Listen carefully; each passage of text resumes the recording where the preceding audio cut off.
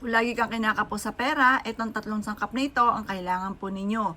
Basta sasabay nyo lalo ng sipag, tiyaga, at yan po ay walang imposible, makakamtan nyo ang inyong ninanais.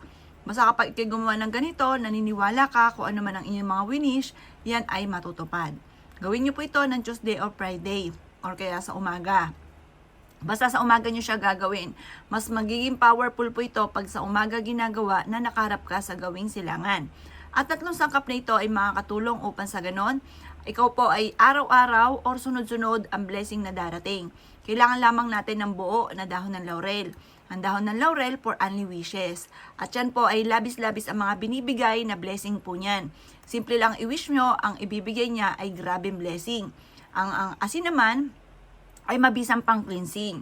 Yan po ay perpektong sangkap ang tatlong ito upang sa ganon, ikaw po ay magsunod-sunod na ang swerteng darating na bumibili ka ng mga pangangailangan ninyo at mapapasin ninyo na hindi ka nauubusan ng pera.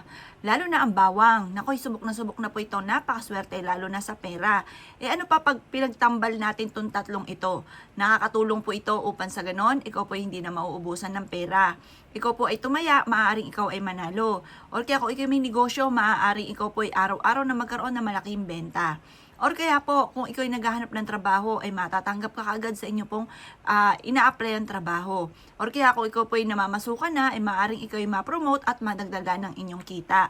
Ito po ay isa sa mga subok na ang tatlong sangkap na ito para ikaw po ay laging buenas, laging swerte. Araw-araw ang tuloy ng dating ng swerte po sa inyo. At kayo mismo ay magugulat dahil matapos nyo po itong gawin ay mababago ang takbo ng inyong pamumuhay.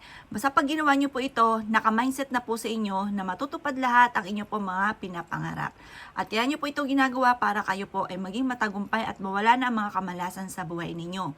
Ilagay nyo lamang po ito sa isang malinis na plastic at dadalhin nyo palagi kahit saan kayo magtungo at ang swerte nito ay susundan ka. Proven po ito mga bossing ko at napaka-epektibo rin ito na pantaboy ng mga toxic sa buhay natin. Kumbaga inaandito ng lahat-lahat, wala ka na ibang hahanapin pa sa pampaswerteng ito.